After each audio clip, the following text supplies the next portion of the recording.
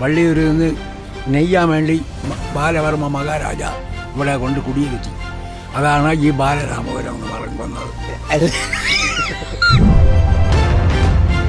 സ്ഥലനാമങ്ങൾ സാധാരണ രണ്ട് രീതിയിലാണ് പ്രധാനമായി രൂപപ്പെടാറുള്ളത്. ഒന്ന്, അതിൻ്റെ ഭൂപ്രകൃതി അനുസരിച്ച് അതിൻ്റെ ഉയർച്ച, താഴ്ച, നിരപ്പ്, ജലസാന്നിധ്യം അതൊക്കെ വെച്ചുകൊണ്ട് സ്ഥലനാമങ്ങൾ രൂപപ്പെടാറുണ്ട്. രണ്ടാമത്, ചില വ്യക്തികളുടെ പേരിൽ, ചില പ്രസ്ഥാനങ്ങളുടെ പേരിൽ, ചില സ്ഥാപനങ്ങളുടെ പേരിൽ, ചില സംഭവങ്ങളുടെ പേരിലൊക്കെ നമ്മൾ ചാർത്തിക്കൊടുക്കുന്ന സ്ഥലനാമങ്ങൾ. അത്തരത്തിൽ ഒരെണ്ണമാണ് ബാലരാമപുരം. നെയ്യാറ്റിൻകര താലൂക്കിലാണ്, അതായത് തിരുവനന്തപുരത്ത് നിന്ന് നെയ്യാറ്റിൻകരയ്ക്ക് പോകുന്ന ഹൈവേയിലാണ് ഈ ബാലരാമപുരം ഉള്ളത്. ഇതിൻ്റെ യഥാർത്ഥ പേര് അന്തിക്കാട് എന്നായിരുന്നു.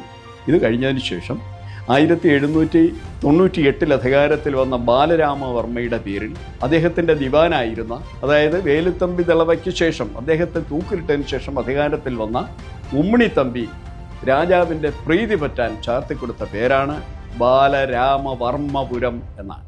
ഈ അന്തിക്കാട് എന്ന് പറയുന്ന സ്ഥലത്തിനെ ബാലരാമവർമ്മയുടെ പേരിൽ ബാലരാമവർമ്മപുരം എന്ന് പേരിടുകയും 5 ജാതിക്കാരുടെ തെരുവുകൾ അവിടെ സൃഷ്ടിക്കുകയും ചെയ്തു. ബാലരാമവർമ്മപുരം ക്രമേണ പറഞ്ഞ് ബാലരാമപുരം ആയി ചുരുങ്ങുകയും ചെയ്തു. വർമ്മയെ ചുരുക്കി ബാലരാമപുരം എന്ന് അറിയപ്പെടുകയും ചെയ്തു.